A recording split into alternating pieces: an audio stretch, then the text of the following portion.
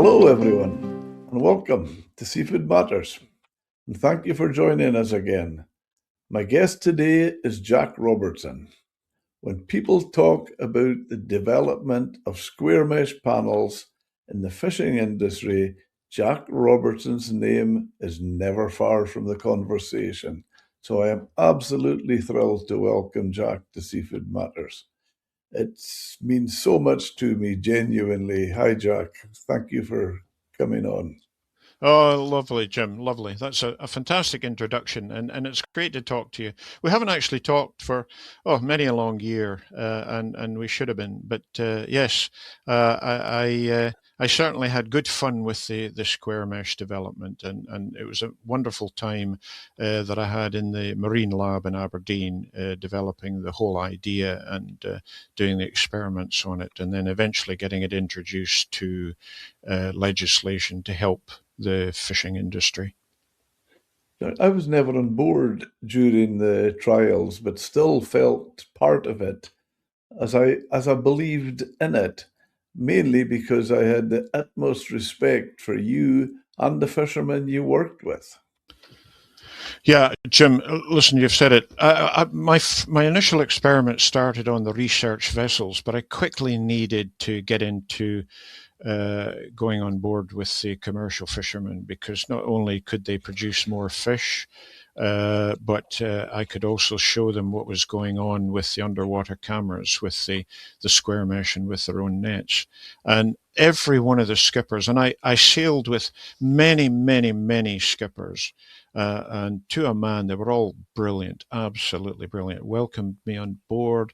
We had a fabulous time, worked very hard, Jim, because it was 24/7. It was a commercial trip. We just fished with them as they would fish normally, and we just changed the cod ends as required to satisfy the experiment. We measured the fish as they were working up the fish, and they couldn't have been nicer, couldn't have been better. Every single one of them. It was brilliant. Fantastic. Jack, when you mentioned that about the research vessels, there's a guy I've done some recordings with, but I would class him as a friend as well. He's a fishery scientist in Iceland, Jack Jon Christensen. Now, when it just comes to my mind when you mention the research vessels because, I mean, Jon's in his 80s now, obviously long time retired, but like yourself, he had a real passion and an interest in what he did. And his view about the research vessels, he reckoned that the way he put it, he says, they were started building nice new research vessels because they didn't want to be going out to sea on dirty trawlers, just jokingly. But Jim, yeah. but he reckoned that was the biggest mistake they made because what it actually did was it took fishermen and scientists apart. Yeah, Jim, you've said it all. And it was the best thing I did was started going away with the fishermen. I'm not speaking against the research vessels because actually the first square mesh experiment was undertaken on a research vessel, the small gold seeker, and then the Clipea. I did a few trips with square mesh on that, and the skippers and the crew of the research vessels were all ex-fishermen, and they were fascinated by the square mesh, and they helped me enormously. They were fabulous in what they did in the development of the square mesh. But they were restricted, Jim, by the civil service requirement for almost a 9 to 5 on the vessels. So you had to stop to give them their rest and so forth. And that was the system we worked to on the research vessels, and there was no changing that. But what I needed was volume of fish, particularly lots of small fish. To see them escaping, and that's why I moved on to the commercial vessels, and it was certainly the best thing that I could have done for the development of the experiments and the idea. And what was the atmosphere in the industry like then, Jack? The atmosphere was. I this is the late 1970s, early 1980s, and they were going through quite a good period. The fish stocks were large, and the atmosphere was actually quite good, Jim. It was a positive atmosphere. There were new boats being built. There was quite a bit of money in the industry, but things were beginning to happen in that stock assessments were suggesting the need for quotas. Quotas were being introduced, which the industry obviously were a bit concerned about, and then quotas were reduced gradually and so forth. So gradually the atmosphere changed to one of tremendous optimism, with lots of fish catching potential and opportunities, to fewer opportunities, and that's why they became interested in the whole idea of saving juvenile fish, which is what the square mesh was all about. I wanted to save the juveniles to pump back into the fish stocks, to enhance the fish stocks for the fishing industry. That was my burning ambition all the time. It was to help the industry, and when they saw that come along, they became very interested, actually, and there was a great atmosphere of optimism developed through the 1980s as I went on board more and more of the commercial boats and met more skippers, and more skippers talked about it, and there was certainly a tremendous feeling of optimism that perhaps something could be done to bring the stocks back a little bit, because by the late 1980s, the haddock stocks in particular had decreased markedly. So opportunities for the industry were becoming rather more difficult, and of course, we were unfortunately still in the EU, and the EU was dictating what we had to do in terms of catch limits and so forth, and boats had to be taken out, and then gradually there was a pall came over the industry of real unhappiness, Jim. I don't know whether you would agree with me that it was a period of a bit of unhappiness about the way things were going. Yeah, but I remember going back to when you were doing the trials, how you explained how and showed. I'm sure I saw some of the videos. How it wasn't just a case of square mesh panels; more fish would get out.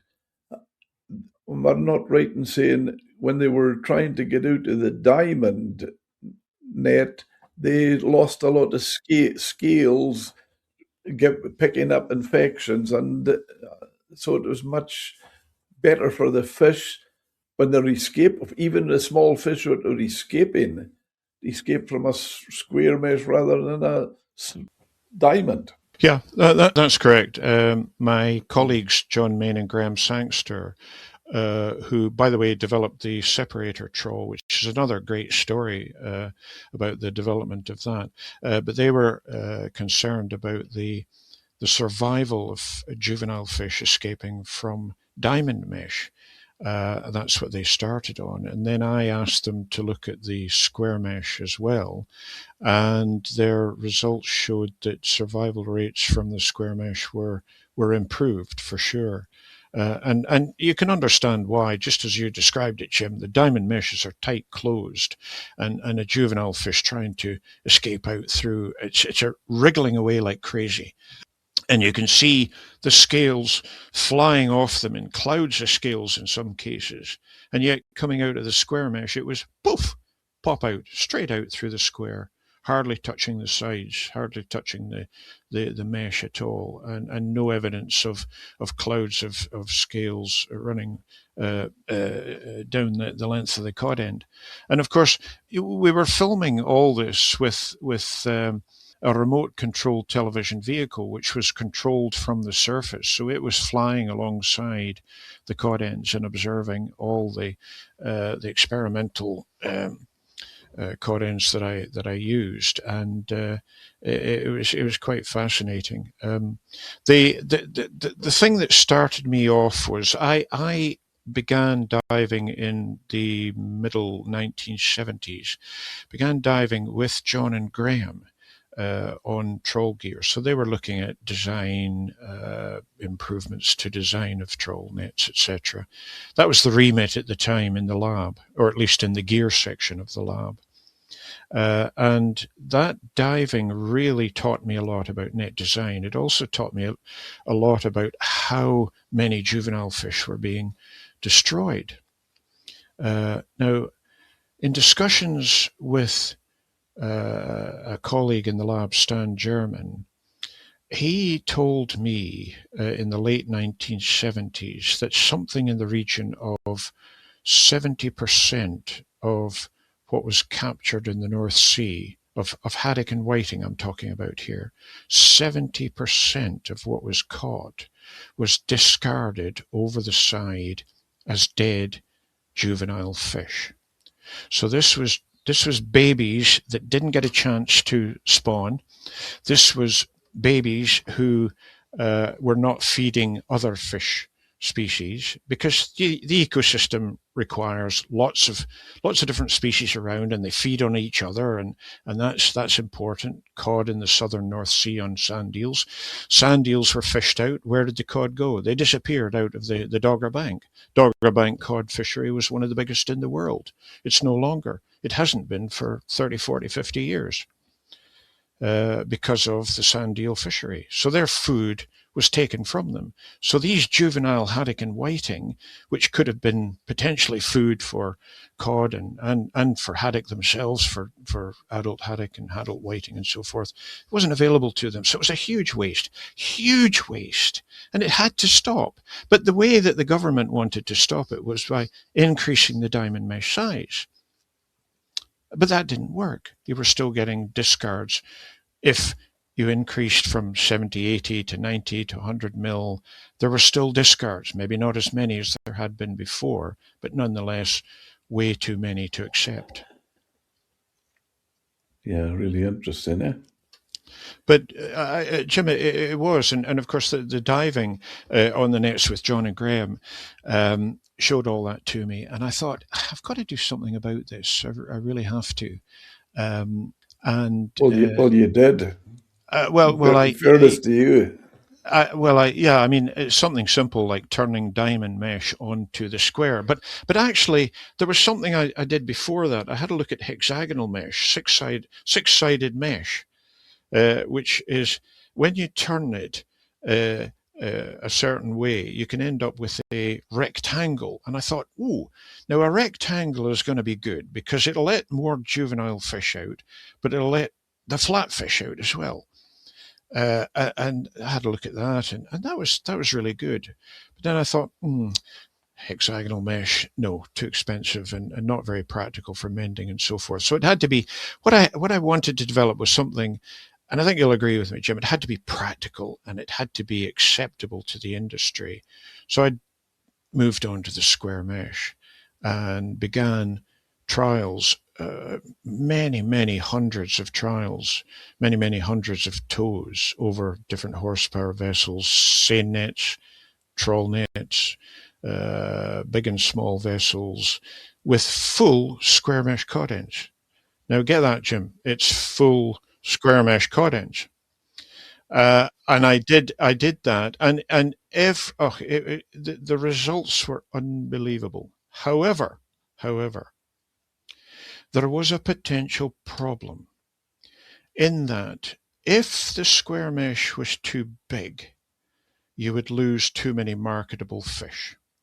And I didn't want that. The industry can't cope with any conservation device which on a haul-by-haul basis restricts the amount of adult fish that they can capture. In other words, if the adult fish was escaping, what's the point in spending money and fuel and towing for hours and hours on end if you're getting, 10 boxes of adult fish as opposed to 30 or 40 or 50 boxes of adult fish? Yeah. But at the same time, let the juvenile fish escape. So that became an issue which I had to look at very, very carefully. And actually, the best size for whitefish trawls of square mesh was 80 millimeters, which with which compared roughly to about a 100 millimeter diamond, but it didn't compare in terms of the release of juvenile fish. The square 80 still reduced more juvenile haddock and whiting. So you can see that it was a long process of experimentation to find a mesh size that was acceptable to the industry, and by the way, getting the industry to accept it as well. But that was helped enormously by these fabulous skippers that I went away with on their boats. And just dropping in, I love to name drop when it comes to square mesh, Jim. I mean, Tom Harkis, he was on board. Excuse the pun, for square mesh, and I was away with John Smith on the Heather Sprig. He was another great supporter of the square mesh, and I could go on and on about it, in terms of names. But people ashore that supported the square mesh were very helpful in persuading the industry, in getting the idea across, in showing results, in discussing it.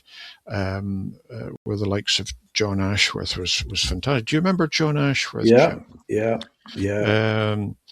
He was very vocal in Yeah, support of the industry. yeah, Everything that man did was totally in support of the industry. yeah, yeah. I remember that. But and then it's interesting, Jack, that you've mentioned Tom Harkis because it was just the very person I was going to mention just now because I remember your trials. Obviously, I did a lot of business with Tom and a lot of that Orkney boats, and I remember Tom saying, and just exactly what you were saying with it, when it was 80 millimeter, and I think the trials were 90 on the diamond, and he reckoned, no, on the square, sorry, and he was concerned that there were letting just everything that you said, mature fish escape, and it wasn't going to work. But am I right in saying that, which I thought was crazy at the time, that they weren't allowed to come down because from 90 because of the regulations on mesh size, and they wouldn't budge on the fact that square mesh was much greater. As you said there, 80 was equivalent to 100, and probably 90, what would be equivalent to maybe 110 or 120, but they wouldn't let them take it down. Is that right? Am I remembering that correctly? Yeah, yeah. Yes, you are right. It's a complicated issue, but essentially you're right. I mean, we're talking about the civil servants in head office. They had control of the introduction of legislation. So we were, the scientists in the marine lab were merely putting our data to them, and they decided from there. So any recommendations that we made would not necessarily been taken up by them. But I do recall a conversation with one civil servant who said, when I put to him that the 80 millimeter would be the best for the fishing industry in terms of retaining marketable fish, but still allowing a much higher escape rate of the juvenile fish than 90 and 100 mil diamond. And he said, no, we can't let them go down to 80 because they might cheat.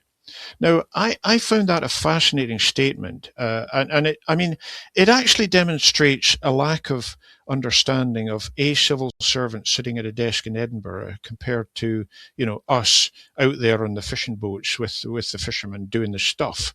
And I asked him, I said, what do you mean precisely by they would cheat with it? Oh, well, can't they close the meshes up and restrict the. And I said, well, okay, they could perhaps snaughter. You know what I mean by snaughtering a cod end, Jim? Just tying a rope around it and closing the meshes up. And I said, well, okay, a fisherman could do that, but then why would he do that if the idea of 80 millimeter or even 90 millimeter square mesh is sold to the industry? And he looked at me and he said, what do you mean? I said, well, look, we've got to undertake a teaching process of getting across the idea to the industry and showing them the data, showing them the video film, and persuading them to use the square mesh in the manner that it was meant to be used.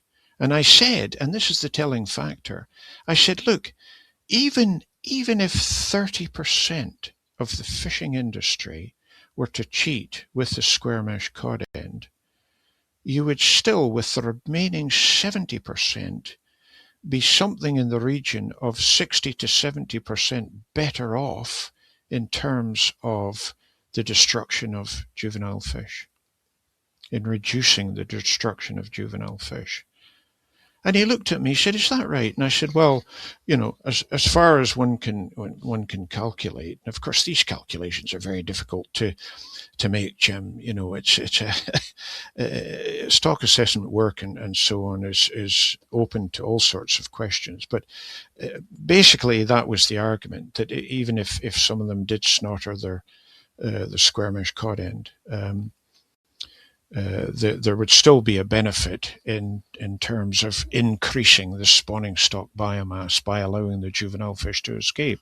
Well, okay, so this argument goes on for years and years and years, and I'm talking, my first filming of square mesh happened in September 1981. And from there, it took 10 years to get the square mesh panel into legislation. And interestingly, Jim, the panel for prawn trawls, when it was introduced in 1991, was 80 millimeters. And the panel for whitefish trawls was 90 millimeters. So the acceptance of 80 millimeter was okay eventually, but only for the prawn trawl. But that 10-year period, Jim, was extremely frustrating, because within about 5 years of 1981, I had gathered a huge amount of data on square mesh cod ends, and I wanted and felt that it would be the best for the industry to introduce square mesh cod ends at 80 millimeters. And I wish that had happened. I really do. But there was no persuading the civil servants who controlled the legislation, no matter how well we put across our argument or our data, etc.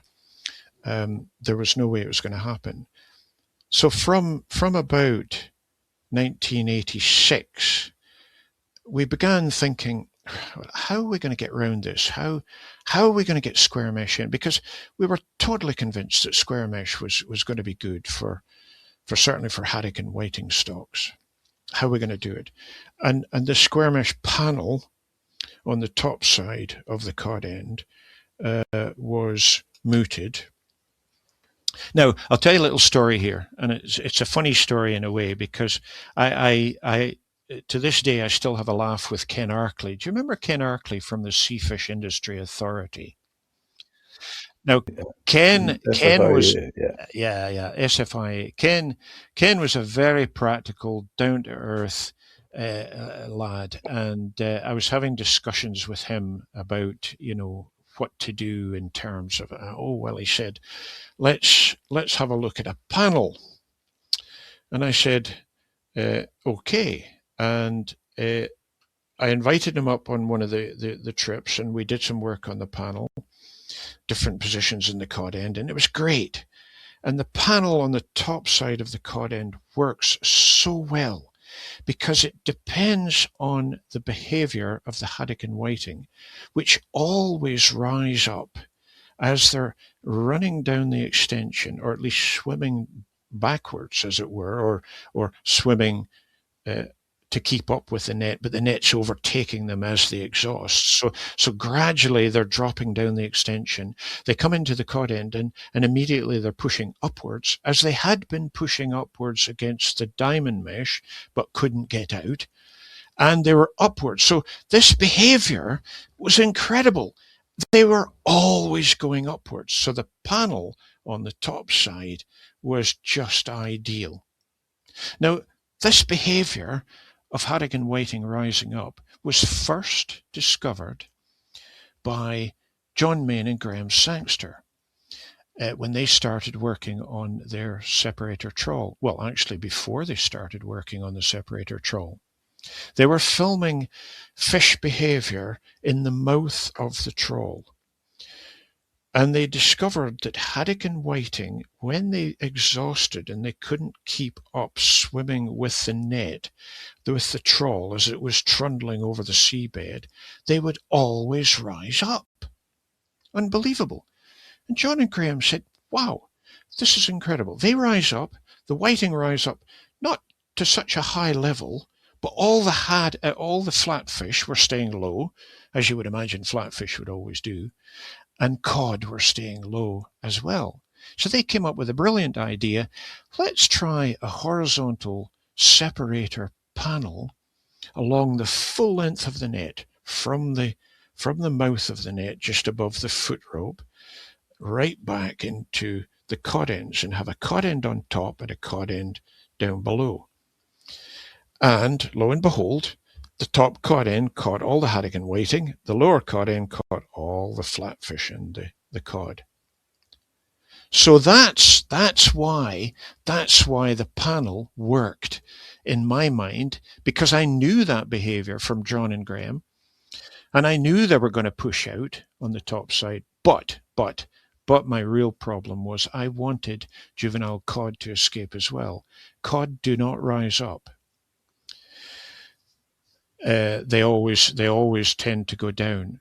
And I knew from the filming of my square mesh cod end, the full cod end with the square mesh on the full circumference, I had film of juvenile cod escaping from the lower part. Now you can understand, Jim, that's why I wanted to use the full square mesh cod end, square mesh on the circumference, because it would deal with the cod, the juvenile cod, and it would going down, and it would deal with the haddock, juvenile haddock and whiting going up. Okay, so the next problem that the industry quite rightly raised was, what about the flatfish if you're using a full square mesh cod end? Are they going to escape? Well, the simple answer was that tiny flatfish do escape from square mesh, 80 and 90 mil, but the regulation minimum size and below doesn't necessarily do so. So to solve that problem, we put a short length of diamond mesh on the back end of the full square mesh cod end, and that solved the problem. So juvenile cod were going out down below in the square mesh. The haddock and whiting were going out the top. The undersized flatfish were going out the diamond mesh at the back end, and it couldn't have been better. But would the legislators accept that? No. Now, part of the reason was, of course, that the industry were concerned about the full square mesh cod end on the round. They wondered about the strength. So I did a lot of strength experiments, and I used different type of netting. I used Japanese knotless netting and so forth. And we felt that we had resolved all their questions about the strength. But it didn't really gather traction. However, the square mesh idea did gather traction with the industry, and certainly the square mesh panel was acceptable to them. And then the whole sort of political process of by the industry to actually get it introduced was undertaken, and I met some great guys, who represented the industry. I don't know if you remember Willie Hay. Very well. So Yeah. Willie Hay was extremely interested in the square mesh, and we had a meeting. Well, in fact, Willie Hay invited Ken Arkley and myself down to Edinburgh, along with other representatives from. Willie Hay was the president of the SFF at the time, and That's correct. Yep. and Tom Hay was at that time president or chairman of the SWFPA. He later moved on and created FAL, the Fishermen's That's right. Association Limited. Foul. Yeah. Yeah, but Tom was there representing the SWFPA, and he was in favour of it because their skippers had fed through the associations their interest and in many cases their delight in the idea of the square mesh panel and reducing the juvenile haddock and whiting. And Willie Hay, I mean, Willie, I had seen Willie at some meetings that had occurred in the lab, and I thought, oh dear, being invited down to Edinburgh by Willie Hay is probably going to tell me off about the square mesh. Because I'd seen him operate at some other meetings, and by heavens, he wouldn't hold back with the scientists. He would give them hell. But you know what? He couldn't have been nicer. So we were in I can't even remember which hotel it was. The meeting room in the hotel, and it was laid out with the tables, and he met Ken and I. At the door of the hotel, and I'll never forget it. He said, "Come in, lads." He says, "You must be starving. I've set you up for a plate of fish and chips." So we sat down with all these industry leaders around us, including the likes of John Thompson, including John Smith. He was in the SWFPA, one of the office bearers, etc. And some names I can't even remember now, but there were a lot of them, and they were just questioning Ken and I about the whole business, and we just laid it out as I'm laying it out to you about the square mesh, the full square mesh cod end, the cod end with the diamond piece on the end, the square mesh panels, and so on. And they were very much in favor of it. And I believe, although there's a lot going on in the background with many other people, including John Ashworth, who is pushing for it in MAF, Ministry of Agriculture, Fisheries and Food in England, that I believe that was a turning point, that meeting, where they accepted that, certainly to help the industry and to minimize the destruction of the juvenile fish, that the square mesh panel was worth seeing or putting into legislation. And they then went to the legislators and persuaded them to introduce it. And of course, the first introduction was in 1991, as I said.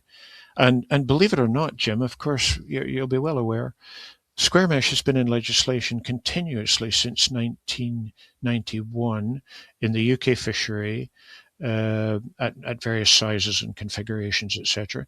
It's been in European legislation since the early 1990s because they took it on board after we introduced it in the UK.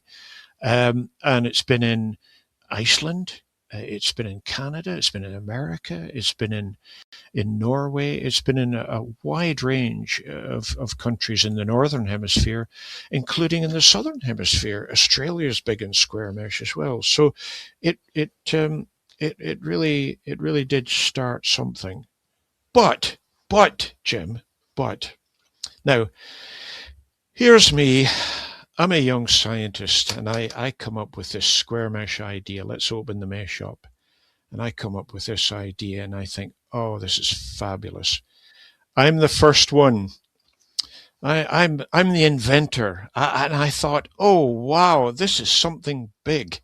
And I was very proud of myself having invented it. Anyway, after the first trial that I had with it, I thought, do you know what? I need to get into the selectivity of cod ends more than I had done up till that time. Because up till that time in the marine lab, Jim, I was looking at fishing gear design. That's what I was employed for, to improve fishing gear design.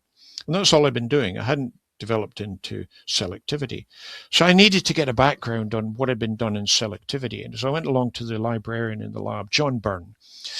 And in those days, of course, we didn't have the internet. He couldn't email. He had to phone around all of the libraries in the UK, in Europe, and across the world to ask them my question to him, which was, has square mesh ever been used before? I was hoping it hadn't because I wanted to be the inventor, but it had, because John came back with, and this is where the history just fascinates me about the whole thing. Apparently, a Dutchman by the name of Gelder first trialed square mesh panel. It was a panel in a 4-panel cod end, which was held open by a frame. He tried square mesh in 1928. Would you imagine? 1928. It was incredible. And John went even further back. A fisheries scientist in England, an Englishman, in 1895 had used square mesh as well. So that was me blown out of the water. I hadn't invented it after all. But Jim, I wasn't disappointed because the more that I got into the whole selectivity issue and looked at the history of it, well, there was Holt in 1895, Gelder in 1928.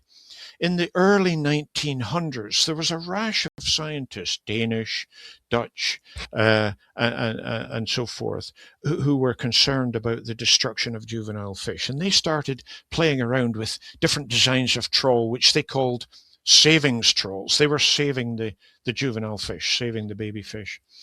But none of them took off in legislation. And it needs to go into legislation because fishermen, although in recent times I understand there have been some fishermen who've wanted to trial their own designs and have been refused by the ministries to use them legally, when in fact they've been shown to be much better than what we've got at the moment. However, that's another story. But none of the early devices were ever introduced into legislation because at that time there was no legislation. There was no minimum size, mesh size. That didn't occur until 1933 in the UK fishery, when a mesh size of roughly 75 millimeters was introduced to the trawl fishery for the first time. So legislation built around the world into legislation from the 1930s up to the 1980s, where I was trying to introduce the square mesh. So the history of the whole thing was fascinating, and the history also included the then director of the Marine Lab, Basil Parrish. Now, you might remember Basil Parrish. He was a great director of the Marine Lab, and he was very much in favor of the square mesh. And when I came back from my first trial on the Gold Seeker with the video film and the data showing the juveniles escaping, he saw the film, and it was in September, and he said, "What do you want to do with this, Jack?" And I said, "Well, obviously, it's we've got to do some experiments on it." I said, "Oh, absolutely." He said, "But what do you want to do immediately?" Because he was so keen to get something done immediately in terms of more fish data to prove whether it was better or not. And I said, "Well, I can't get any funding because the annual funding had been allocated."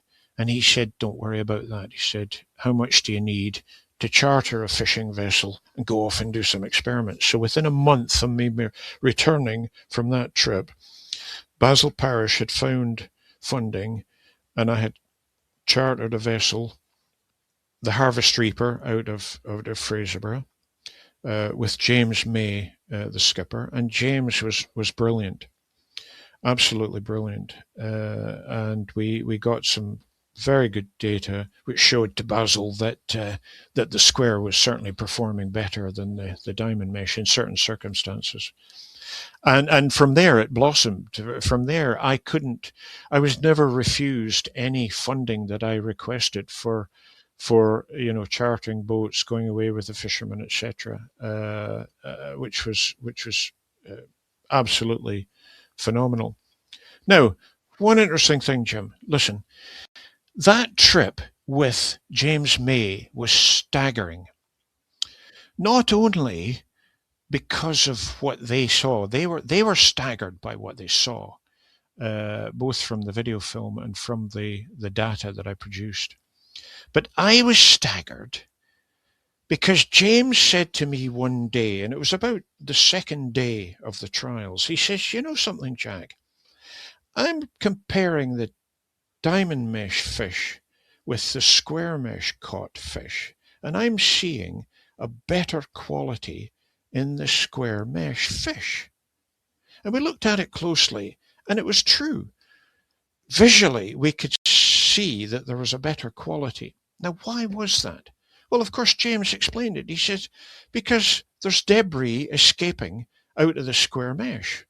You know, the kind of the sort of debris that you pick off the seabed, stones and shells and bits and pieces, which when it grinds around at the end of the cod end with the fish accumulated, it's rubbing against the fish. They're losing scales. They're not as good quality as the square mesh.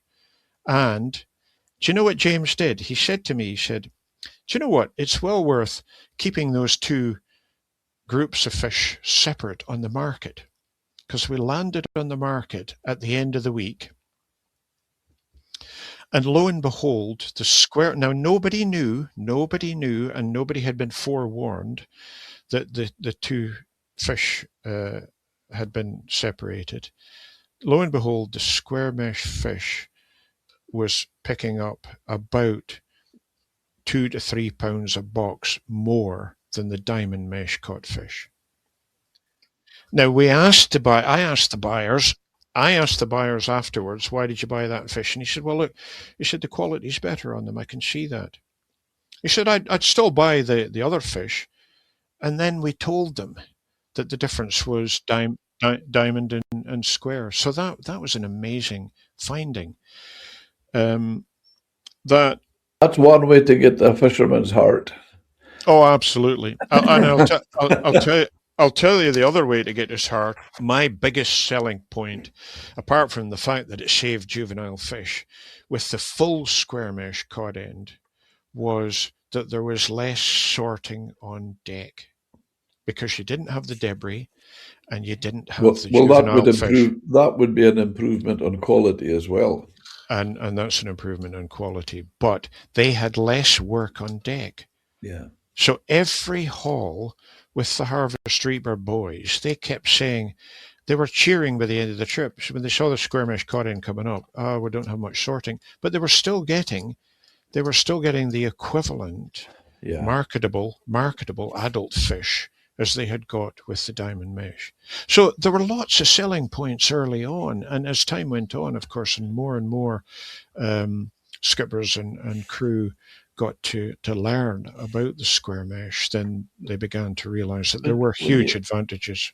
but when you say that, Jack, is it not sad when you go back, the sort of vibes you were getting when they might cheat? That's sad. It's very sad, and it, well, and to pick up on your point about your Icelandic Johan, the Icelandic scientist, Christensen, Christensen, and him saying, that they wanted research vessels because they were nice and clean and cozy, and everything was nice, and they didn't want to go away in commercial boats because it was smelly and dirty. I had exactly the same experience with a senior scientist in the marine lab in the early days of the square mesh when I mooted that I start charting.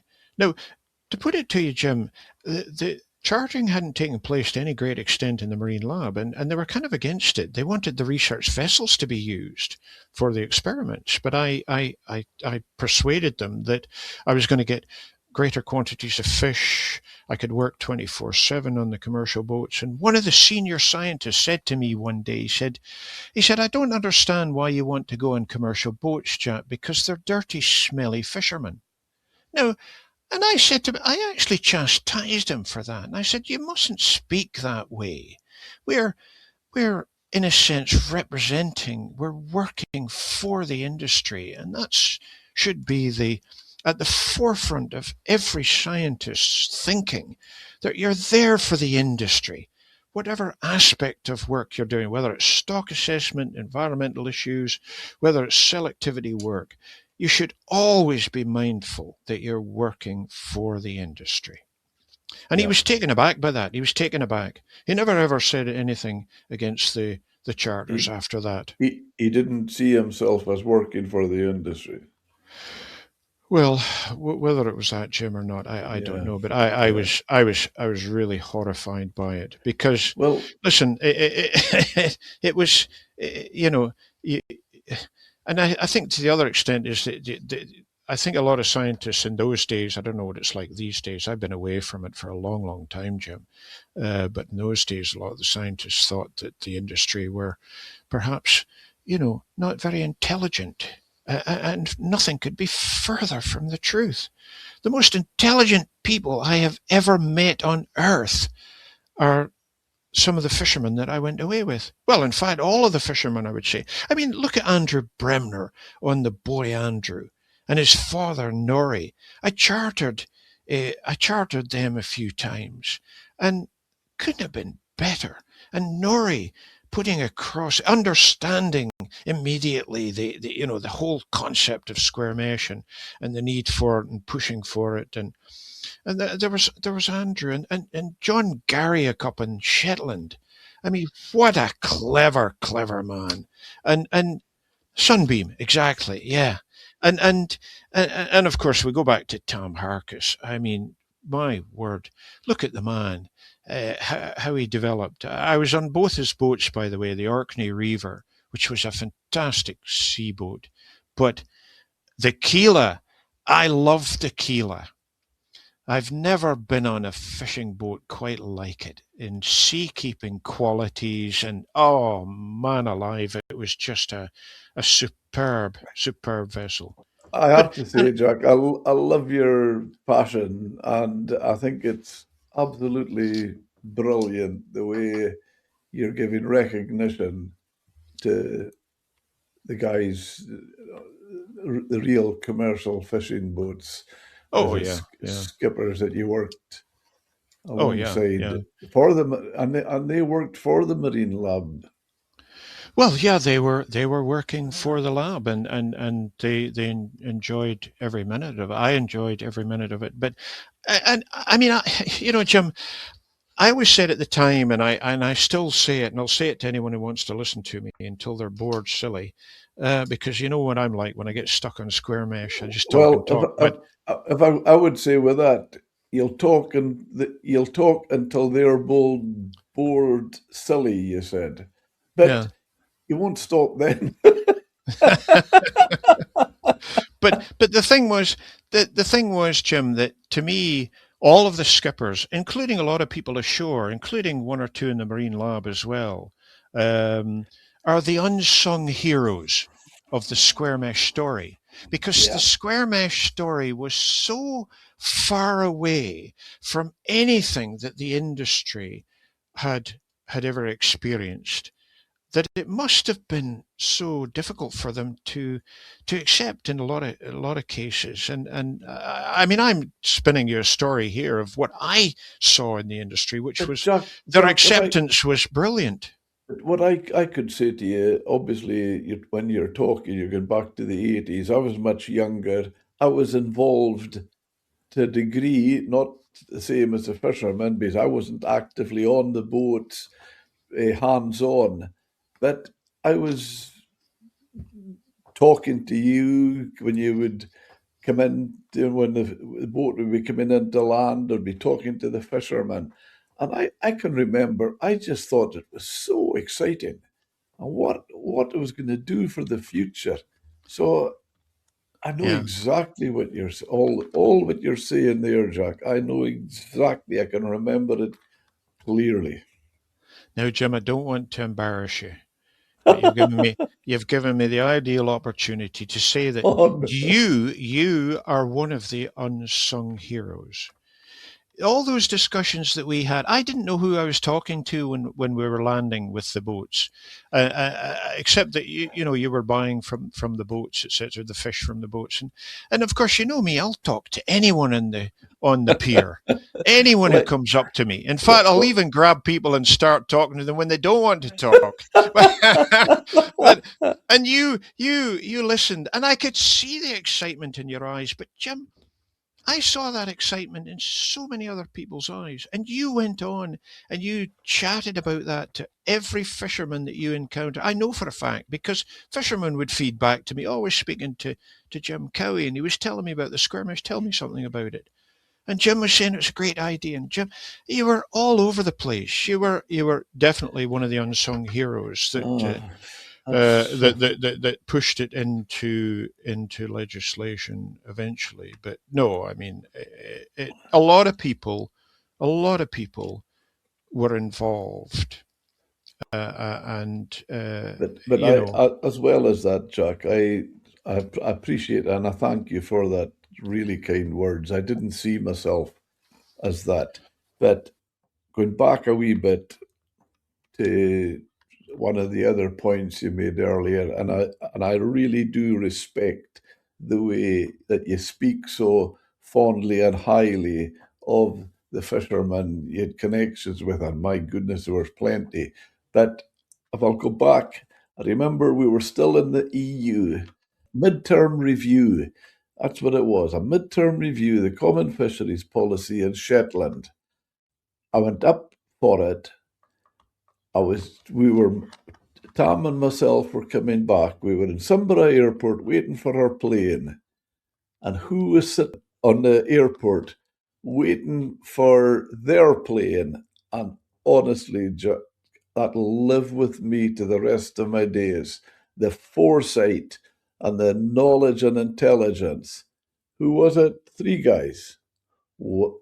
Every one you mentioned. So I know and appreciate what you're saying and who you're talking about. Willie Hay, Tom Hay, and Johnny Thompson. Johnny Thompson, yes, yes, three What? unsung heroes. Oh, absolutely, totally. And what an I just come away from. We, we were just buzzing, so Yeah, full. What yeah, foresight! What foresight! yeah, yeah, And, absolutely. and, and big characters. Oh, huge characters. And you know, every one of them should have been knighted I firmly believe that what they did for the industry, and I sincerely wish and hope that the industry knew it at the time, and I'm quite sure that a lot of the industry knew just what they sacrificed for the industry and pushed for the industry. They were all great men, and John Thompson. I'm glad you mentioned him because the St Kilda the St Kilda. Oh, what a beautiful boat, wooden Yeah. boat. Well, And I remember one time they came into land in Lochinver. I was buying a lot of fish at the time. At that time, that would be well before the 80s. That would be either late 60s or into the 70s. And I was buying fish and John came in to land. He had his fish on the market. Now there was a customer in Edinburgh give me an order. He wanted fish, told me about the quality, the size, and I thought, well, I can't go wrong. I think it was before the St Kilda as well. I think it would be the Horizon.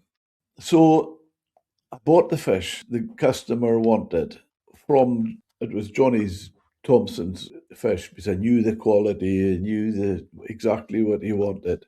So customer got the fish. He was happy. I was happy. And that was on the Thursday. And you know that I'm sure you remember at that time that guys landed. They were fished out of Lochinver. They would land on the Thursday night, go home, and then start again on the Sunday night. And I was back up on the Tuesday, and Johnny was in again to land. And he came up. He came up to me, and he says, "How did you get on with my fish last week?" And I says, "I got on fine with it, Johnny. I had an order from a customer. He wanted them, so I got them, and he's happy with them." So I don't know what you're getting at, but this is all good. In his lossy accent. Oh, he says, "I'm fine, pleased to hear that, Jim." He says, "I was a wee bit worried you paid too much for them." it's When, amazing. when did you ever hear a fisherman? When do you ever hear of fishermen? Well, that was the man. That was the man all over. Because on the market, George Mackay, it was, you could say, Mr. Lochinver. He owned the Lochinver Fish Selling Company, and there Yeah, was buyers coming up from Aberdeen was still operating as a port. Buyers coming up from Buckie, Aberdeen, all over, and of yeah. course, here's me, young lad, bidding on the fish. Of course, what do they do? Push me up, force me to pay Forcing more. you to pay more. And Johnny, when you think of it now, Jack, Johnny had the foresight that he could see it's new young. I wasn't buying a lot of that size of haddocks at the time, and here was him seeing, well, this could be the future, and he was, Yeah, rather yeah, than think it's more money for me, yeah, he yeah, thought, well, I hope it doesn't damage yeah, him in a way that he doesn't come in buying in the future. yeah.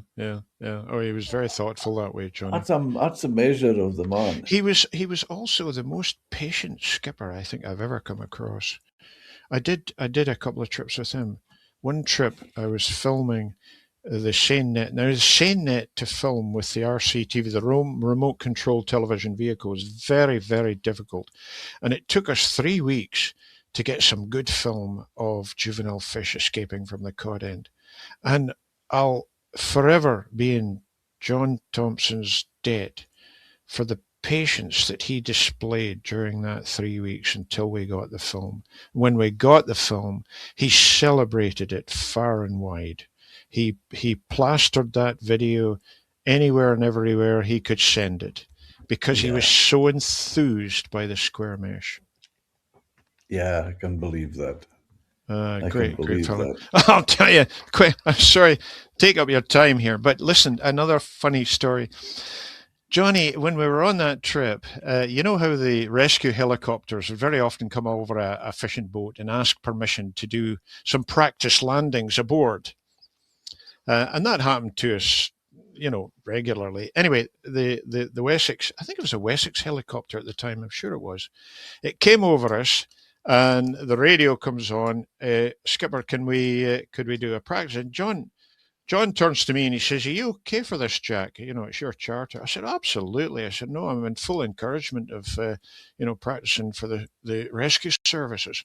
Anyway, the the winchman comes down onto the deck. He releases, and I get chatting to him. Well, what was I chatting to him about? Square mesh, of course, Jim, and telling him, telling him what we were doing, and I could see him glaze over gradually, and he started signaling his pilot to come in and lift him off, and I said to him, just before he lifted off, I said, "Look, uh, you wouldn't mind taking the camera. I had a video camera on board, and I was videoing the whole thing, and that's what I did. I made videos of each trip and distributed it around. Anyway, I said to him, you wouldn't mind taking the camera up and filming us?" "Oh," he says, "no bother at all." He says, "Would you like to come up yourself and do the filming yourself?" I said, "No, I better not leave the vessel. It might not go down too well in Edinburgh with the civil servants if Jack Robertson was known to have flown off in a Wessex helicopter." Anyway, the winchman takes the camera and he does a brilliant movie, and he comes back down and hands it over, and oh, what a wonderful video we made of that trip, including the underwater video of the square mesh. And Johnny Thompson, of course, was delighted to get aerial film of the St Kilda as well, so he's very proud to get that video at the end of the day from us. Fantastic. Jack, if I could maybe, I wouldn't say steal your thunder a bit, but maybe give you one that you weren't aware of. Oh, what's You, that?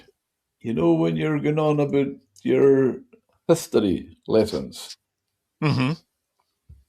you can back to early 19s, 1920 something, Yeah. and then you go back to the 18s, you said. 1893, I think it was, 1895.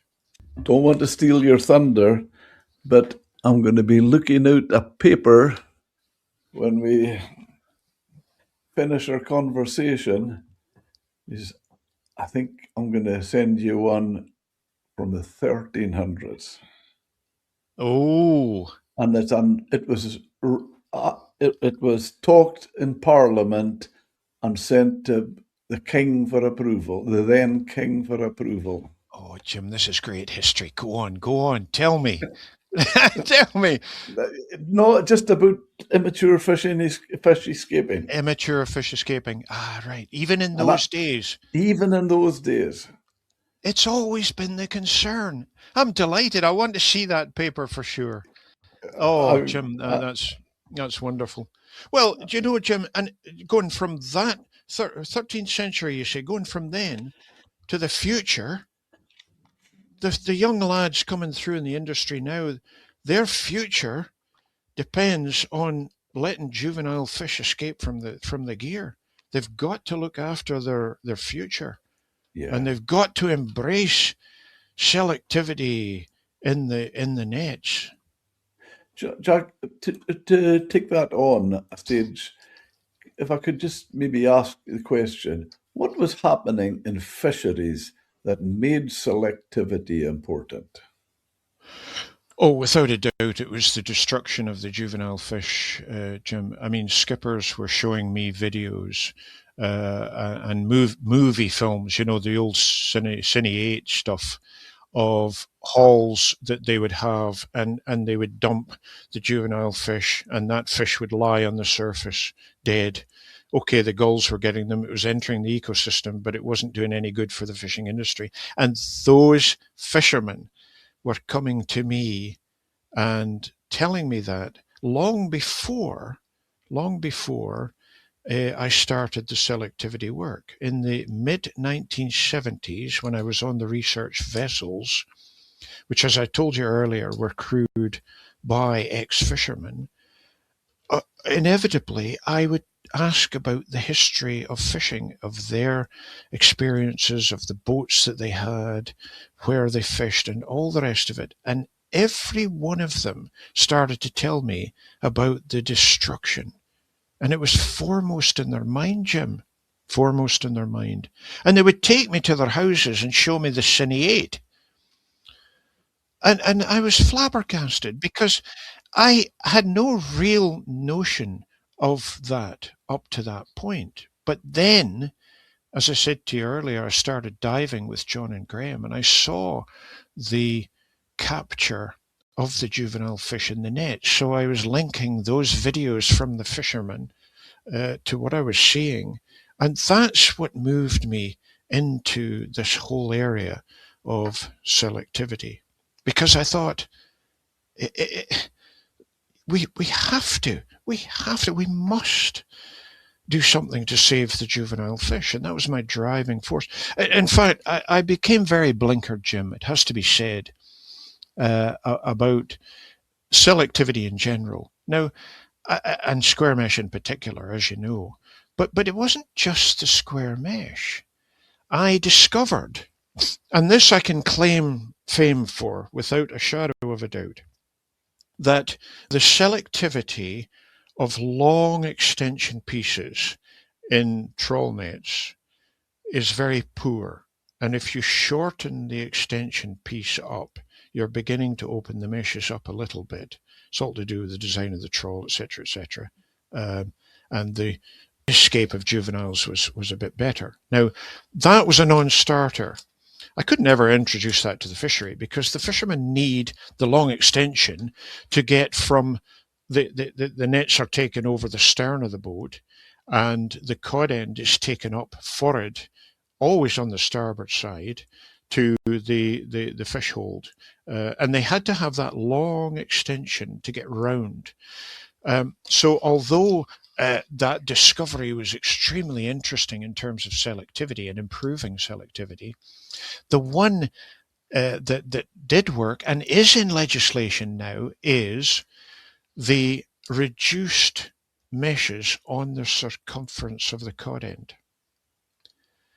And that was an experiment that I set up in the early 1980s in tandem with all the square mesh stuff that I was doing. So what the fishermen were doing was they were using a large number of meshes on the round, on the circumference of the cod end. And that would close the meshes up tight. And I asked fishermen why they were doing that. And they said, well, it's catching me more fish. And I said, okay, but is it catching you more marketable fish? Well, not really marketable, but it's catching more juveniles. And I said, but why would you want to catch the juveniles? Because, they said, it proves to us that the net, the trawl, is fishing correctly. Now think on that a moment, Jim. Is that not astonishing? They had the conception that, I suppose in their minds rightly, that because they were catching the juveniles as well as the adults, then the net was on the bottom, the foot rope was tight on the bottom, it was capturing what it needed to capture, nothing was getting out and away from the front of the trawl, that they were pulling everything in and it was getting down into the cod end. And I said to him, well, but then, these are under the minimum landing size juvenile fish. You're dumping them. So it's a complete and utter waste. And they said, yes. And I spoke to a lot of skippers who used that explanation. And that was in the 1970s. I never, ever heard a skipper or any fisherman say that in the 1980s or early 1990s. Because I believe that it was the film videos that John Mayne and Graham Sangster and I were producing on the various experiments that we were doing, which was showing the fishermen that they didn't need to capture the juvenile fish to show them that the net was fishing. Yeah. And there Well, was a that's interesting because I was going to ask you why were juvenile fish such a concern? Because were traditional nets failing? well, um, phew, no, I, I, it was of the time, Jim. They weren't failing because the minimum mesh size was what it was, which was 70 and 80, 70 in the prawn trawls and 80 in the whitefish trawls. Um, it was of the time, and I suppose esoterically you could say yes, they were failing the juvenile fish in retaining them. Yes, but they weren't failing the fishermen in a sense because they had no conception until they saw Yeah. the video film of the nets. They had no conception of really what was going on down there. Although, Well, yeah. If I could say it maybe slightly different, did fishermen already understand before science stepped in?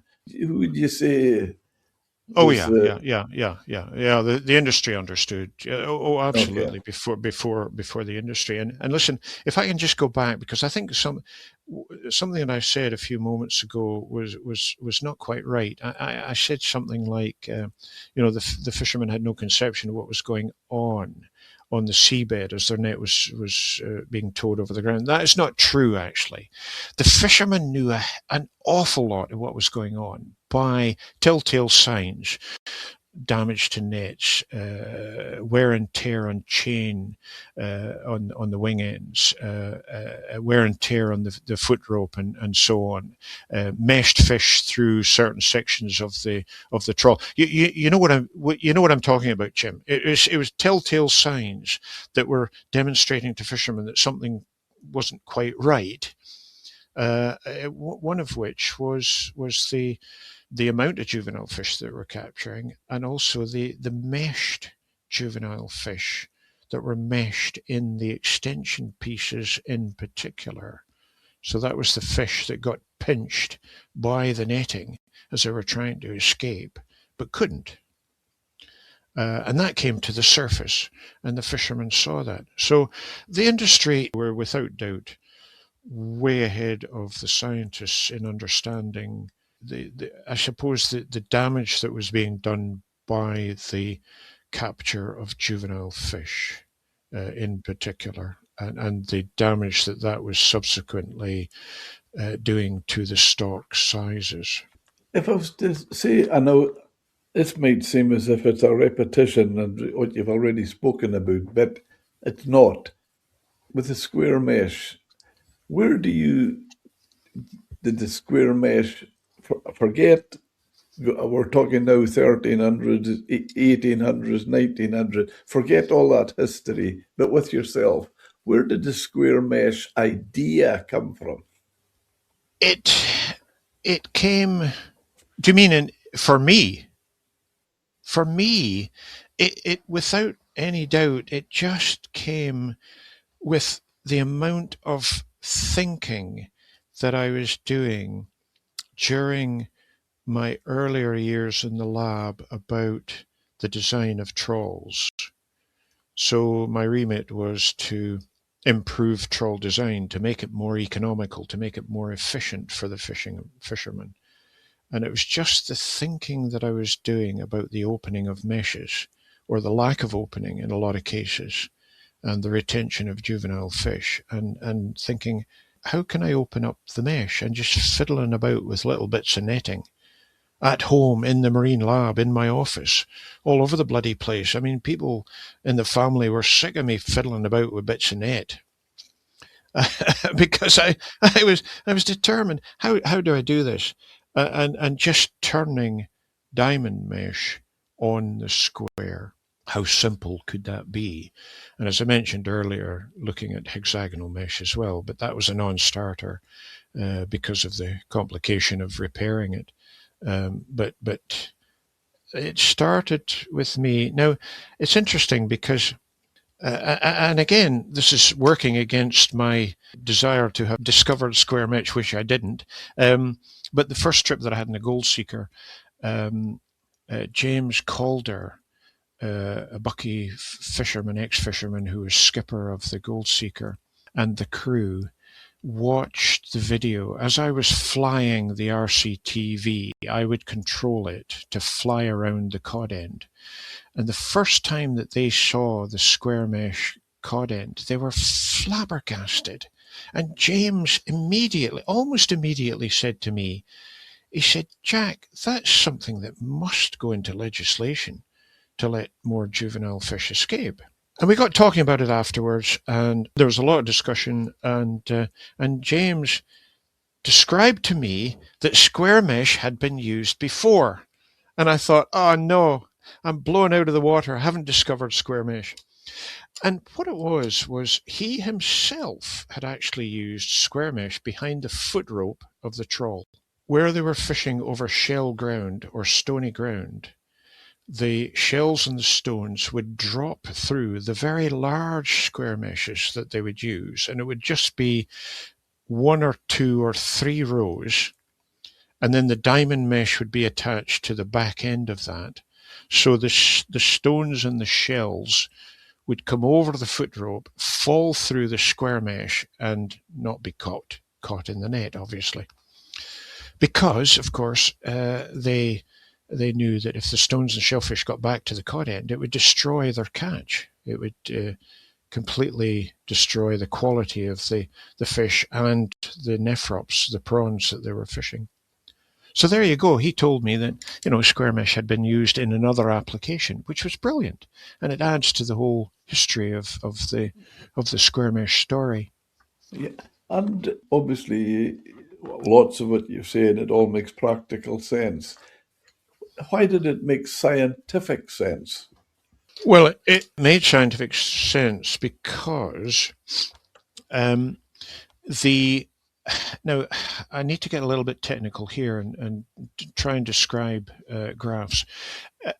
Each time we towed the cod end, we would capture the juvenile fish that came out of the cod end. So we knew what had escaped and what had been retained in the cod end. And we could build a graph which displayed fish length, starting at 0, 5, 10, 15, 20 centimeters, 30 centimeters, and so on the bottom of the graph. And then on the vertical axis of the graph, you would have the proportion retained. So that was simply comparing what it had escaped at each size of fish against what had been retained in the cod end. So you built a picture of retention against escapes. And that graph usually, or pretty much always, followed an S-shaped curve.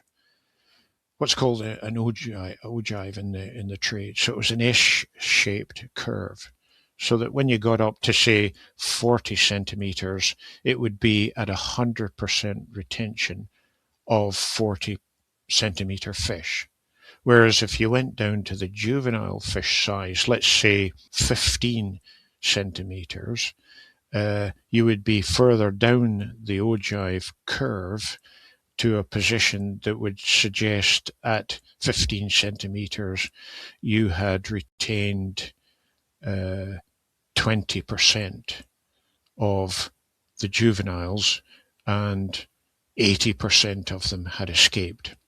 Now, for a diamond mesh cod end of the sizes that I was experimenting with, the ogive was very flat, usually very flat, so that even at the juvenile fish sizes of 10, 11, 12, 13, 14, 15, 16, 17 centimeters, the retained percentage could be as high as 30, 40, 50% still.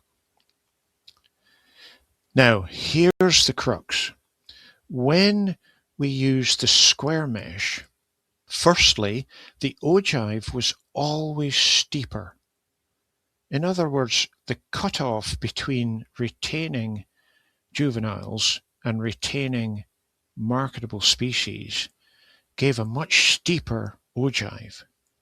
So that you found when you went down to 15 centimeter size of haddock or whiting, let's say, there was zero retention of that size of fish, meaning all the juveniles of that size had escaped from the cod end. Now, because the ogive was much steeper, and because there was more of a discernible cutoff between retained juveniles, or shall I say escaped juveniles, as opposed to retained marketable fish, you were ending up with more marketable fish at the equivalent size of square mesh compared to diamond mesh. So for an 80 millimeter square mesh, which was equivalent roughly to a 90 millimeter diamond mesh, sometimes a bit more actually, but the ogive for the diamond mesh would be very shallow, and the ogive for the square mesh would be quite steep. So the cutoff could be manipulated in a way with the mesh size to give you a cutoff point for the minimum size of fish that was required by law to be retained. And at that time for haddock, it was, as I recall, it was 27 centimeters. So for the 80 millimeter square, I was getting pretty near most of the juvenile escaping out of the square mesh. But because it was a steeper ogive, I was getting more marketable fish. And that was the incredible thing about it. The other incredible thing that I would ask you, Jack, is why was it controversial? Just make common sense. Well, yeah. I mean, well, okay. I of course, I wouldn't call it controversial because I don't think anything that is designed to improve conservation controversial. In my mind, it's not controversial, but it was controversial. Yeah, but to many people it was controversial. But, and I used to say to them, "Why is it controversial? Do you not want to improve the escape of juvenile fish?" They would answer, "Yes, of course we do." And I said, "Well, why is it controversial?" "Oh, well, it's because it's so different." And I say, "Well, if the fishing industry accept it, then it's not controversial. Have you spoken to any fishermen that are against it completely and utterly?" No, I haven't. Well, I hadn't either, because most of the fishermen that I spoke to, who I showed the movie to, the underwater video, showed the data to, they were all convinced. All the skippers that I went away on the commercial charters with, every single one of them were convinced totally that it worked and that it showed the attributes that I'm discussing in terms of retaining more marketable at certain sizes, letting many more juveniles escape, etc., etc. So I could, Jim, to this day, I cannot understand why people thought it to be controversial. In fact, many of those people thought it so controversial that they tried to stop it going into legislation. Now, I'm talking about, the odd scientist and the odd civil servant. Now, the fishing industry came into play, and I've described meetings I had with Willie Hay and all the rest of it, when they went back to the civil servants and they said, we want the square mesh. And the civil servants said, yes, but, aren't there problems with strength and so on and so forth? Yes, but that's all been solved by the Marine Lab. The Marine Lab has done strength tests. They've devised means of necessarily strengthening up the selvages of the square mesh, running ropes along the mesh to ensure that it was strong enough to lift cod ends of fish aboard, etc., etc. So that's all been solved. So why is it still controversial in your mind? And gradually, the fishing industry itself persuaded the legislators to accept that the industry itself didn't find it controversial, that they were quite happy with it, because they could see the benefit of its introduction in terms of letting more juveniles escape, Yeah. let the babies escape, Yeah, and it yeah, became the mantra. yeah.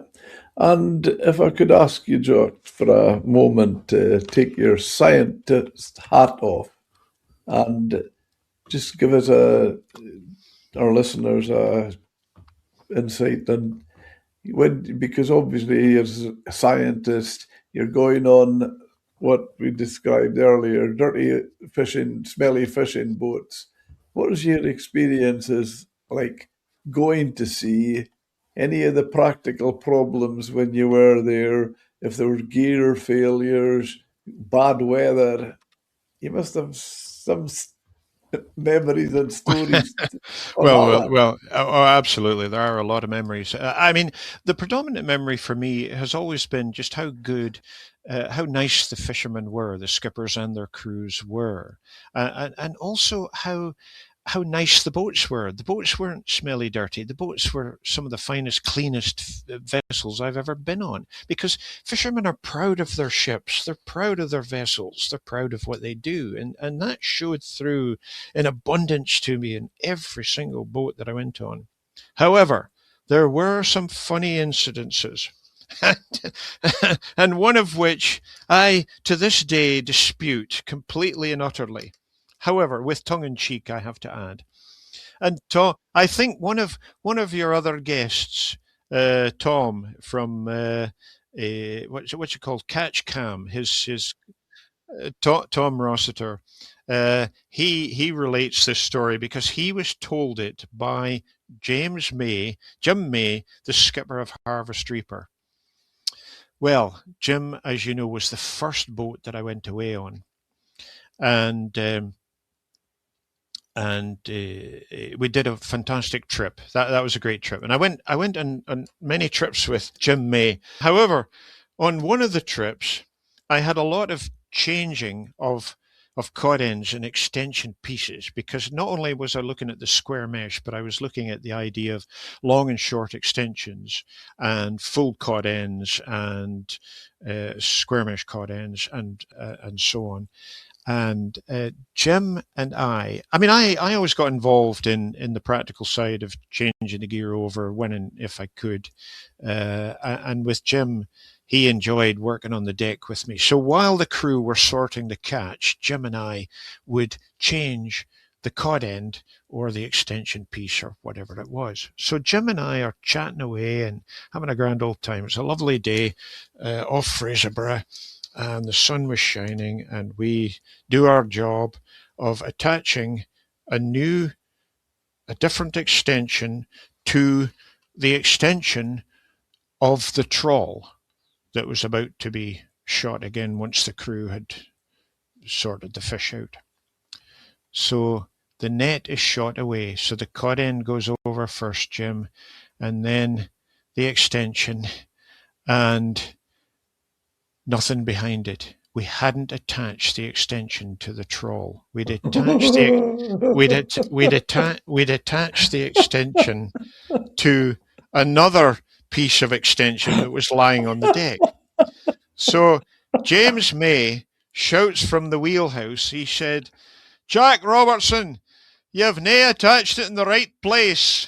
I said, "No, no, it was your fault." Anyway, long story short, we've always had a laugh over the years about it, Jim and me, and Jim related that to Tom Rossiter some Did years you ago ever now. did you ever get it back?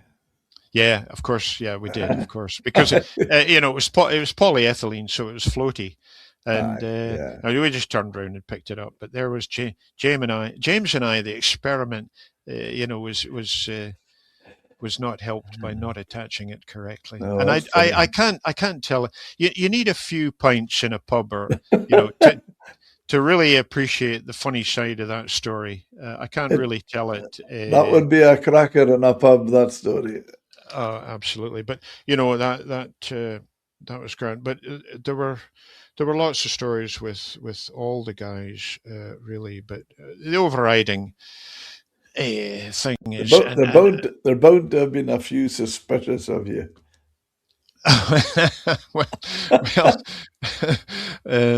I suppose there were, but I'll tell you what, Jim, I I had a neat way of dealing with that. And the neat way, well, there's suspicion of highfalutin scientists. I wasn't a highfalutin scientist at all. I was just a practical man that was just interested in helping the industry out, and they were all flabbergasted when I went down to the deck if there was any damage to the net.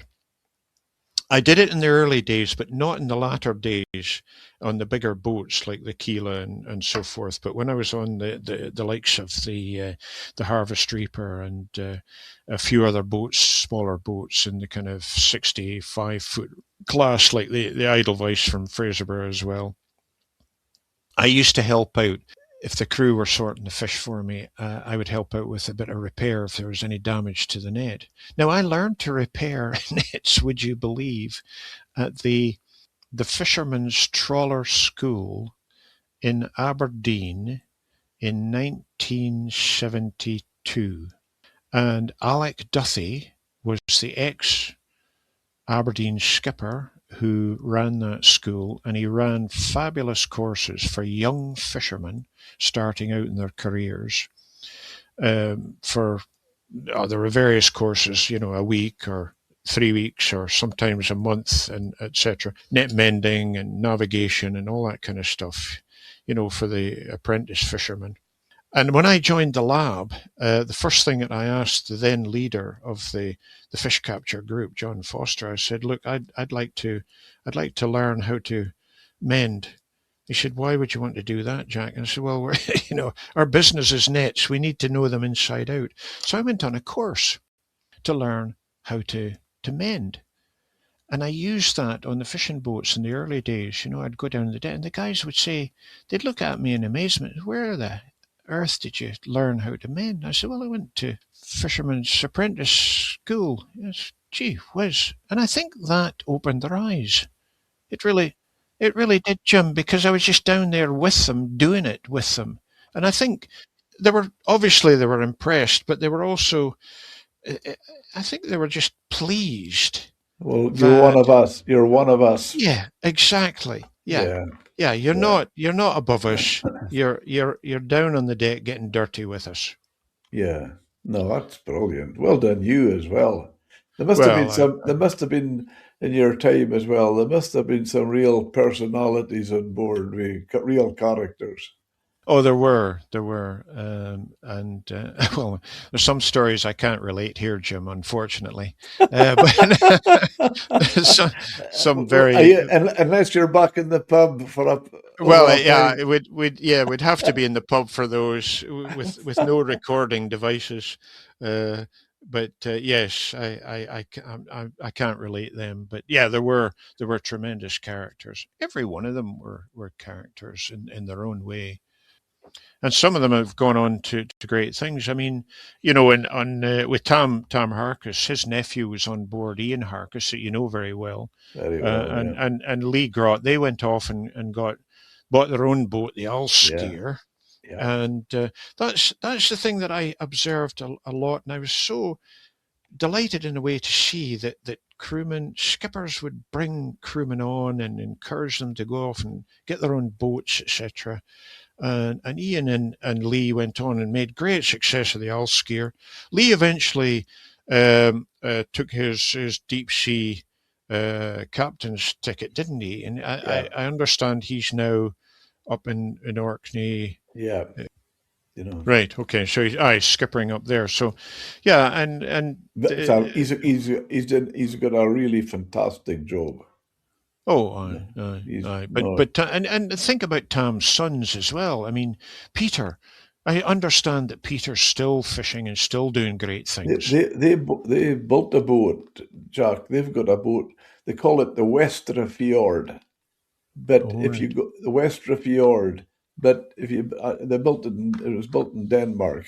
If you break that down, really, basically, and I'm sure you'll remember that days with Tom himself. Westra Fjord, in our speak, would be the Westry Firth. The Westry Firth, yeah, yeah, yeah. Oh, yeah. And names of boats are so important to them and that family Yeah, and to yeah. Tom. And But listen, I'll and tell you, sorry, I'll correct. just before all I was going to say on that one, Jack. is when I think I mean to Tom as we all know him, I would put him in top list as far as one of my closest friends. Go back a long time with him, but and this is what I often think back in the days when you were involved in the square mesh. And that was a yes, he was a successful fisherman, but he had vision and he had for the future. And when you think of it, you ask a question. Yes, both Peter is on board, but their sons, so you could say Tam and Liz's grandsons, they're on board it as well. So when they hear the other dreaded word coming into the fishing, like sustainability and looking at the future, that's why they're looking to the future and wanting it to be sustainable, Jack. And I give you 10 out of, no, 20 out of 10 because you recognize that and what they're doing. But it's not just to make more money. Their sons and grandsons are coming through now. That's why I did it. And you know, all the fishing communities around Scotland, Buckie and Fraserburn, Peterhead, and so forth, have been decimated. Lossiemouth decimated. Orkney standing firm, and they're standing firm because of the type of skipper that Tom Harkis is and his sons, and I'm amazed, and Ian Harkis as well. You know, good luck to them. Keep going, keep pushing, keep doing it. But you've got to uh, uh, really enfold around selectivity of the fishing gear. But the legislators have got to stop doing this continual increasing of square mesh size and the fishing industry losing marketable fish as a consequence. The industry have got to fight harder against the legislators to get their point across that yes, they want conservation and they want the juvenile fish to escape, but they must retain all of the marketable fish that enter the trawl on a haul by haul basis. Because if they don't, they're going to have to end up doing more hauls, more time at sea, more fuel consumption, and so on. It's it's a vicious circle, but it's got to happen. Jim, if I may, can I just go back to the Westerfjord? You know the meaning of the name, and I was delighted when I asked Tom Harkis the first time that I was away on the Keela where the name came from, and he said that it was the Norwegian for a female cod. And I thought, that is a fantastic name for a boat. Unbelievably good name for a boat. I got a yacht many years ago, which I no longer have, but I very nearly called it Keela because I was so impressed by that name, but I didn't. I named it after the dog instead, Finn. But there you go. But oh, Jim, you know the industry have got to fight hard because they're being inundated by closed areas and so on and quotas and it just becomes mind-boggling. I had a quick look the other day at Scotland's future catching policy selectivity proposals consultation from the government 2026, which actually closed in just the consultation closed just recently, and I was flabbergasted, but also delighted to see that there is a proposal from the government that the full square mesh cod end be introduced into certain fisheries. So that was what I started off with: the full cod end with square meshes all the way around the cod end, which is by far the best for releasing juvenile haddock cod and whiting. Isn't that incredible how things go around? It is, and I'm not trying to make it turn that to a negative, but when you say about, just say we were to say about how things are done now, I'll reiterate a conversation. For fairness to the guy, will not mention his name, but I'm on Scrabster Pier. A good friend of mine, Skipper, is on the quay with me, just been landing his fish, and he had a letter in his hand. And this letter was from the department, main directorate, with his basically the do's and don'ts, what he had to do, regulations, and all he had to adhere to. And he says to me, Jim, he says, I'm reading this letter, and it clearly shows me that this was done by somebody that has never been in a fishing boat in their life. Yeah, yeah, yeah, absolutely. It's the same now as it was in my time with the lab, and that's why yeah, words fail me actually that it just carries on. I think one of the big problems is always that the scientists are potentially not very good at making their argument with the civil servants sitting behind the desk.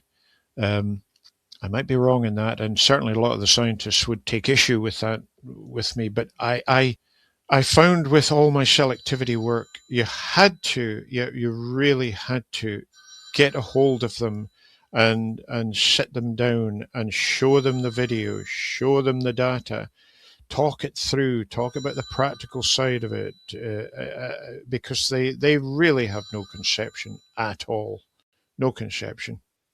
But it's worrying to hear that it's the same as it always was. But I would just reiterate to the fishing industry: spend more time with the legislators. I mean, they're spending time with the scientific community and science and industry partnerships and all the rest of it, and that's all to the good. But you need to go further than that. You need to sit at desks in Edinburgh, sit in the civil servants' desks, and talk to them a lot, a lot.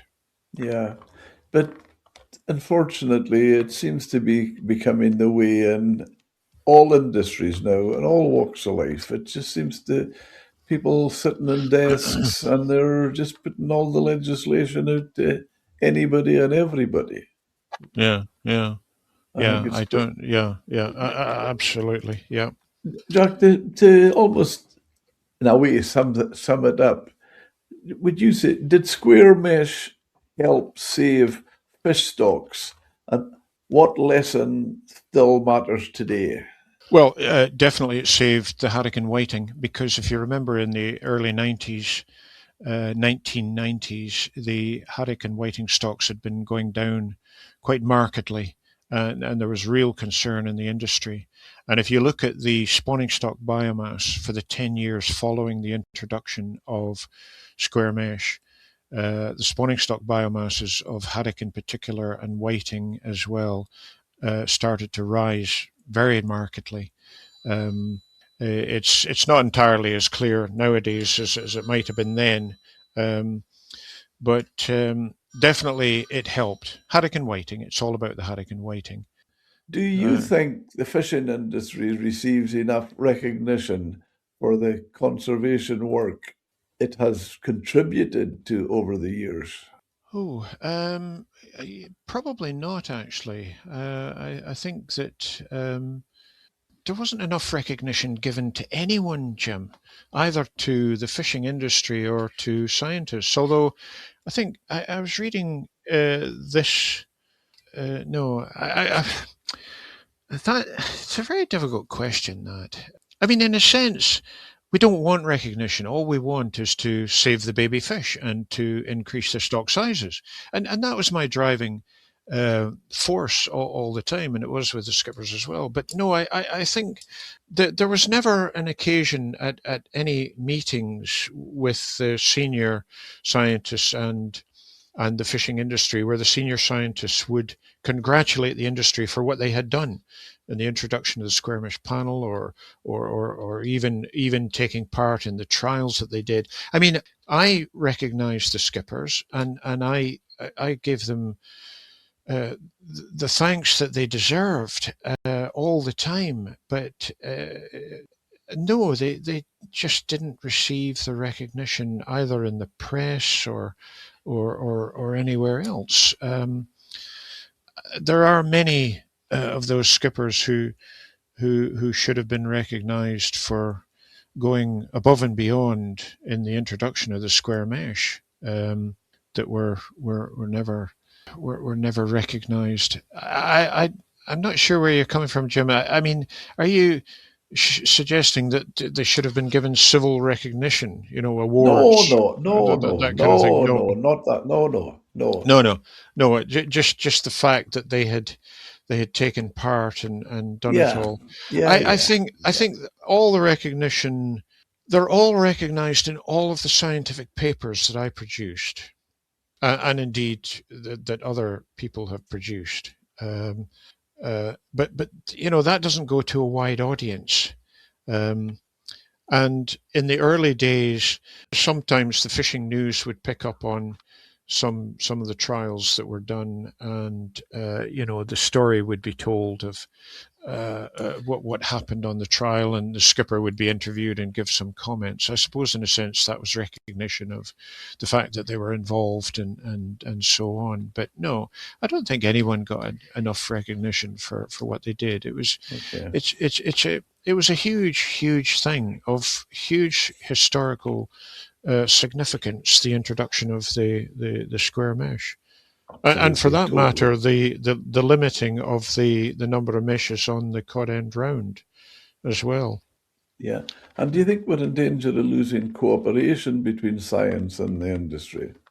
Oh gosh, Jim, I think I'm so far removed from it nowadays that I can't really comment on that to any Okay, great that's depth, fair enough. other than saying that it appears to me that there is still cooperation between the industry. Just reading, I picked up on the fishing news just recently. I took a subscription out. I haven't had one for many a long year, and I got interested enough. And what I'm reading in the fishing news suggests that there is still cooperation. But my fear is that as more of the scientific community is reduced by the government, which it apparently seems to be doing in the likes of the Marine Lab in Aberdeen. As they're reducing, there'll be perhaps less opportunity to get involved with and cooperate with the between the industry and scientists. But I'm sorry, Jim. I find great That's fair difficulty in enough. answering that. Really. That's fair enough. I'll tell you a quote that was given me in a podcast by a guy I'm almost positive you'll know very well. I'm sure you'd have even worked in the lab with him. And what he reckoned was the biggest mistake made was putting a value on quota and Yes. licenses. Yes. Yes. And he says, and his view was it was the end almost to the stage where he was at, probably, well, certainly I was at, we've all been at, was young guys. Their ambition was to be a fisherman and then to be skipper and eventually to have their own boat. And they said, putting a value, monetary value on the quota and the like. He says, that is now impossible. Unless it's a son or family of an owner, a fishing Yeah. boat owner, that is impossible. Do you know, Well, you're do you yeah. know who it was that said that? Who was that? Dave Mackay. Sorry, Ian Mackay. Sorry, Dave Mackay. I misheard that. Dave Mackay. Dave Mackay is absolutely correct. Dave comes from a fishing family background as well, and Dave would have been horrified as I was with the putting a price on the quota. Um, I always remember speaking to a skipper that I hadn't seen for quite a long time. How are you getting on, and how's the fishing going? And he says, I don't really know, Jack. He said, I'm not fishing. Oh, I said, why? Why aren't you fishing? Have you retired or come out of it or whatever? No, no. He said, I'm a slipper skipper now. You know what that means, Jim? He's sitting in the house with his slippers on, and he's rented out his quota to other fishermen. So he's sitting at home, not fishing, not doing anything other than, taking cruises around the world. And it's wrong. It's wrong that somebody should hold quota in that manner that can be sold at very high cost to fishermen that are trying to get into the industry. It's wrong and it needs to stop. 100%. And to the point where I was talking to a guy, Irish, and he was saying there, he said, obviously they're still, it was Southern Ireland, not Northern Ireland. And Mm-hmm. obviously they're still in the EU. And the way he described it, they were, it was to do with the decimation and the mackerel quota Uh-huh. and how they've been treated but he says, it's not come from Brussels. It's come from Dutch billionaires. Yeah, yeah, yeah, yeah, That's who's got the power. yeah, yeah. I don't know any of the ins and outs, but was it not the case a few years ago that there was a court case that was trying to stop this quota selling? I don't know. Anyway, it needs the government to actually resolve it and take the quota back for the fishermen rather than Yeah, these people. It's shocking. It's absolutely shocking. it is. It is. And finally, Jack, when history looks back at square mesh panel development, what do you hope people understand about the work that was done in Aberdeen? Well, I just hope they see that for the period, there was a need for a change in the way that we look at selectivity and a desperate need to save the juvenile fish, as there had been for 100 years before, back to Holt in 1895, back to Gelder in 1928, and so on. It just went. It was going on and on and on, and something needed to change. And I hope people might look back and say, well, wow, that was a big change, and it was a good change and it helped. And let's hope that now the fishing industry into the future grasp it. The whole notion of making gears more selective, as long as they're practical, as long as they can be handled well on the fishing boat, and use them to their benefit, use them to the Yeah. benefit of the fishing industry, because I go back to the old uh, uh, the point that I made in the early 1980s. It's a food industry. It's fresh food. It's a food industry. We can't keep destroying juvenile fish the way that we've been doing over the years. We've got to let them grow to spawn and produce bigger stocks to keep the industry going. Jobs in the industry are very important as well. Jim, well, you remember Scotland. I don't know how many boats were around the ports in Scotland, but it's nothing like it used to be. Oh, absolutely. Well, just go round the Murray Firth, Jack. I mean, there's hardly a boat in Bucky. Uh, you got Lossiemouth. There's no boats in No Loss. boats. It's a Yeah, marina. yeah, Berghead, little bits. Then you come round Helmsdale, the village I'm from. There's no whitefish boats. yeah. Leibster, no boats. Wick, there's one WK registered whitefish boat now, Jack, and that's the Boy Andra. One. Wow, And when wow. you think my younger days, there would have been 30 or 40. Yeah, yeah, yeah, yeah. And that's the same all the way around. It's really sad.